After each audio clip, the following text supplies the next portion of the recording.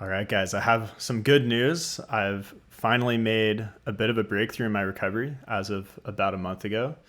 And in today's video, I kind of want to benchmark where I was then and kind of where I'm at now and kind of still what's left to go, how far I still need to go. So, yeah, if you've been following me on Instagram, I made a post about this book I read a month ago called Breaking Free by Jan Rothney, and it's about CFS recovery.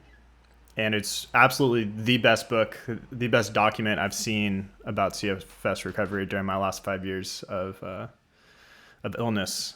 I've done a few recovery programs. I've read a few books. I've watched dozens of recovery stories, and by far, this one book just has so much in it that's just absolute gold. So if you know anyone who's recovering from CFS, from chronic fatigue syndrome, I highly recommend this book. I'm not going to talk about the book too much in what we're doing today. I just kind of want to focus on my progress, but I'll maybe make a different video about that in the near future. So I made a little bit of a comparison chart to kind of show different categories of kind of where I'm at. So we have categories over here, and then kind of my old benchmark for the last several months to a year or so, and then my new benchmark of where I'm at now. So the first thing and the biggest thing really is walking. I've been able to walk much, much more in the last few weeks. So previously I was doing 2 or 3 walks a day. So kind of morning, midday, evening. And those would be 10 to 15 minutes each, that should say.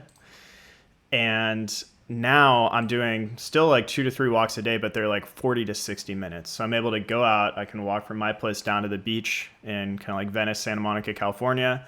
I kind of do a little loop and check out Main Street and then walk back.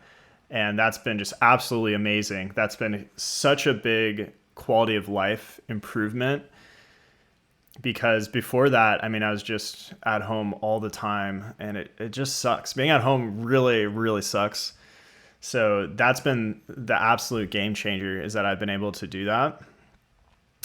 And part of what was holding me back from that before, I think I was ready to do it physically, but it was kind of my prior notions of my approach to my recovery in some aspects. And that's what the book helped me do, is let go of so much of the fear around movement and activity, and it just helped me expand and figure out what actually still makes me feel good. And I had noticed I always feel pretty good when I get back from my walks, even the shorter 10-15 minute walks, but for some reason I was still limiting those kind of artificially. But now I'm expanding them, and it's been amazing. So for some undeniable evidence, I have my my Whoop step count graph, and if you look at the prior month, so basically since the new year, I had to really pull back. I kind of just really wasn't feeling well, and the last 4 months, that's how it was going. And then I read Jan Rothney's book, which I purchased on April 24th, and you could see the very immediate and dramatic step count increase there. I also have my iPhone step count here, and you can look at the months. So January, February, March, April, and then you can see May and June, right? So pretty undeniable evidence there of how much more I've been walking, and I've been feeling great. I haven't had crazy payback or crashes or anything like that. Okay, so walking, that's the biggest thing. That's been the game changer for me. It's just so much easier to live life now that I can do that. Number 2 is exercising. So for the past several months, I really wasn't exercising at all outside of my walks. But lately I started to do a little jogging, started to do a little swimming, a little biking. Unfortunately, I've started to get lots of injuries. I've had some back issues. I kind of hurt my shoulder swimming. I've been getting shin splints and plantar fasciitis. So I'm kind of a mess on the injury front, and I've started to do physical therapy, so PT. And that's going well. But in terms of fatigue wise, CFS wise, I'm ready to expand. I just need to get my injuries in order. Socially, so this is third topic. Most of my recovery, very little socializing, but especially the past several months, I really had to stay at home a lot. And even when I did have the occasional plan with a friend, like I would often have to cancel last minute. And it's brutal to live like that. It's so isolating, and that's just so unhealthy and so difficult just all on its own. So that was very tough. But now I've been able to hang out with friends much more often. Yeah, I've started organizing little parties here and there. I've been canceling less. Pretty much I haven't had to cancel anything. And I also got this kind of like chess night thing going again at a little brewery in town. Also, let me show you guys some photos of kind of what's been going on the last month or so. So yeah, this was actually a photo right before I started reading the book, where I went down to the beach and I hopped in the ocean, and it just felt absolutely amazing. Here's another one of me. This was shortly after reading the book, where I started to do some swimming. This is the Santa Monica pool, SMC pool. Here's just a nice nature shot of me at the park, and just imagine like living in your living room like all day, every day. And then now you get to go out in the world and just go to a nice park and hang out. Like, it's a massive difference emotionally. Same park, different area. I was doing some dips on the bars here. I rode my bike one day down to the pier. Here's a little party I organized just at my place. And yeah, just some nice nature shots, going for walks around my neighborhood and organizing a little chess night. So that's kind of been, those are some snapshots of what I've been up to. And yeah, it's feeling really great. Cognitively, so moving on, I do still have some limitations, so I'm not ready to jump back into work or anything like that yet. So in general, through my recovery, I've had to really avoid reading and anything like remotely stressful and like kind of like cognitive type things. And that's been like the most debilitating thing. That's why I haven't been able to work, because, I could read for like maybe 5 or 10 minutes, and then I kind of got to like put it down. Otherwise my symptoms start to get worse, and yeah, my overall condition just worsens. So I'm still kind of laying off that stuff for the moment. I've noticed it started to get a little bit easier. But I'm focusing on just getting outside, man. Just getting outside, going for walks, trying to live a life that's enjoyable. So much of chronic fatigue syndrome recovery it's a mind-body condition, and so much about it so much of it is about joy. It's about going out in the world, doing what you want to do, things that, excite you. So that's really what I'm focused on right now to keep propelling my recovery forward. Okay, next category is mindset shifts. I thought this would be fun to just throw in here and kind of track over time. So I actually was doing a lot of really great things like the last several months leading up to this kind of breakthrough, even though physically I was really struggling. And one of the things was I had this clipboard. Actually, let me see if I can find it. Where did I put my clipboard? Okay, so yeah, I had this clipboard, and I had made a daily schedule for myself to make sure I was doing all the things I was supposed to do. Because, for example, I wanted to make sure I watched at least like 10 minutes of some CFS content every day, something about recovery, something to keep me learning. And I also was doing kind of like relaxation exercises, and I wanted to do them, throughout the day. And I was just kind of having a hard time remembering to do that. So I made this system, and it was actually really great. And this is what eventually led me to finding the book that made all the difference for me. So yeah, like in terms of mindset shifts, I was doing a lot of really great things prior to the breakthrough. Now, one of the biggest shifts I've noticed for myself is it's much more automatic for me to choose things that serve me and kind of say no to things that don't serve me. And, I'm just much more like, I'm looking out for myself. I'm looking out for how to shape my life in a way that's going to, be good for me. Because at the end of the day, it's like you can't pour from an empty cup. I've had an empty cup for 5 years, so I need to reshape my life so that I'm healthy, and then I can worry about other things too. But I got to start with me.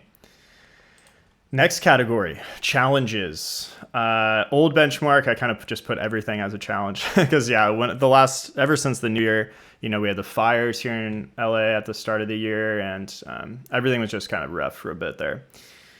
And recently, my biggest challenges are these injuries right now holding me back a bit. And cognitive, I'm still a little bit limited. So like I said, I'm not ready to jump back into work or anything like that. So, I still got to take it easy. So here's some examples of things that still kind of flare me up, just to kind of give like a flavor. I kind of put everything here for my old benchmark, but some example things, even just like typing on a computer, I've had to be really careful about that the last several years. Listening to music, I've had to stop listening to music in general because it's kind of just a little too stimulated from that. Those types of things that you would never, I would never even think about it like that would affect me. And then after doing it for like an hour or 20 minutes, 30 minutes or whatever, I'd be like, oh wait, I need to like take a break. I'm like feeling not super great. So that kind of gives you a flavor of how limited I was. But now, I'm going for an hour-long walk, maybe with a little break here and there. But yeah, feeling much better. But there are still some things that are kind of cognitive intertwined that are affecting me. So like, for example, I'm able to do some quick grocery store runs now, which has been great. That hasn't always been true in my recovery. But even like a 5 to 10 minute quick grocery store run, I do start to notice like this kind of overwhelming feeling and like these symptoms start to rise, and I kind of have to like try to calm myself down and be like, it's all good, man. We're just going for a little grocery store session here. So that's like an example of an everyday thing that's like, should be no big deal, but it's still like, okay, that's still affecting me. Also, cooking is still a bit of a challenge. The other day I was like, oh, let me saute up some veggies, some squash and zucchini. This will be fun. And then I did that. And then after I ate dinner, I was like feeling really frazzled and feeling kind of my symptoms rising up. And I was like, man, like, why am I feeling like this? And then I realized, oh, it's probably because I was like cooking. So it's something about cooking, that you're kind of moving around a lot. You're focused on stuff like cutting garlic, kind of very focused on that and whatever. Something about it. It's also time dependent. So, I try to do it not in a hurry, but there's some level of stress with that. So that's something where that should be like a daily task. That's like no big deal, but that's still, it still kind of affects me. I'm not cooking every day, and that's another area where I'm kind of backing off for the moment, and I'm kind of putting my efforts more towards just enjoying outside time at the moment. And still talking with friends also is something that can wear me out. These are all starting to get better, but I mean, throughout my entire recovery, whenever I talk to someone for 10, 20, 30 minutes or whatever, I do notice by the end of that, often I kind of have this frazzled mindset, and some symptoms have risen. And that's kind of the core thing with chronic fatigue syndrome, is it's your nervous system gets kind of to this elevated state and it doesn't like calm back down. And so, it takes a long time after I hang out with someone for my body to like slowly calm back down. That is getting better. And I notice now after I hang out with people, I'm feeling less of that frazzled, like kind of spastic energy. But it's still a limiting factor. And that's also why, I'm not ready to jump back into work or anything like that. On my good days, I've been able to, throughout the last year or so, I've been able to make some chess YouTube videos and stuff like that. But that's, my whole day would be centered around that. Would be like, okay, what am I going to do today? Oh, you know what? I'm feeling somewhat okay. Let me do a video. And then I record like a 20-minute video, and that's it. Then the rest of the time, I'm really just laying, hanging out at home, watching TV, laying down, listening to an audiobook, relaxing, maybe a meditation, like mindfulness thing, body scan, yoga nidra, stretching on the ground, just really relaxed, that sort of thing. Watching YouTube, learning a lot on YouTube. So, not the most exciting life. So, yeah. And then in terms of like day-to-day feeling, previously I would feel really crappy like every afternoon. That was just like a running pattern. And now actually it's pretty rare that I feel what I would call like crappy. I do still feel kind of worn out from time to time. And I do still feel kind of that frazzled cognitive load thing from time to time. I also have this issue where I kind of get like a panicky feeling around bedtime sometimes that like inhibits sleep and whatever. But day to day, like I'm starting to feel fairly normal, which is like amazing, because I mean, earlier in my recovery, like the first year, maybe first 2 years, there I really did feel just so shitty every day. I mean, like I would wake up and it's just like you feel like you just got hit by a bus. You're just like, oh God, like why do I feel so crappy? I mean, imagine every night you try to do everything to like sleep 8 hours, and then you wake up just feeling like you didn't sleep at all, and it feels like, yeah, you're like hungover. My former recovery coach used to say it's like you're hungover, jet lagged, and like sleep deprived, and you have the flu, and then like times that by 10 or whatever. Um, yeah, somewhere in that ballpark. And like that's how I felt every day for like a lot of the day.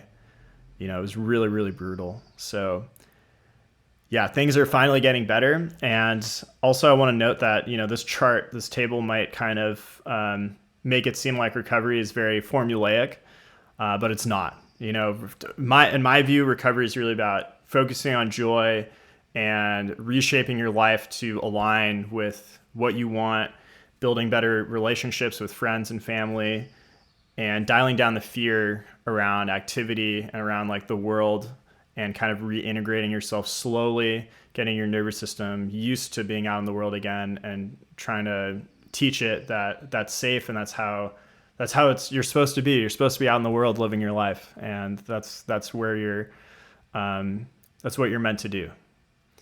So that's basically my 1 month update. It's been like 5 or 6 weeks since I started reading Breaking Free by Jan Rothney. And yeah, I'm really optimistic that I can make a full recovery within the year. It's currently June, so yeah, I think by the end of this year, barring any major obstacles, I will be there. So thanks if you watched this far. Thank you so much, and I'll see you guys next time.